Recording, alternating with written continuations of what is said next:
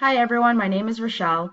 I haven't had too much experience with research. I did take a undergrad class on research where we talked about critiquing different articles and what you should look out for and the limitations when reading a research article. And I also work with the National Institute of Mental Health and the American Lung Association with a lot of the programs that we develop at my agency that I currently work at.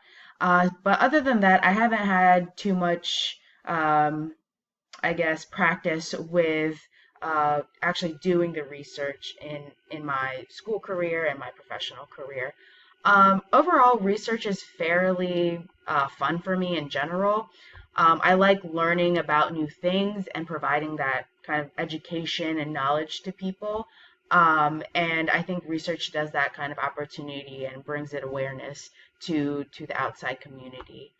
As I view the syllabus, I think the best thing about the course is understanding Excel.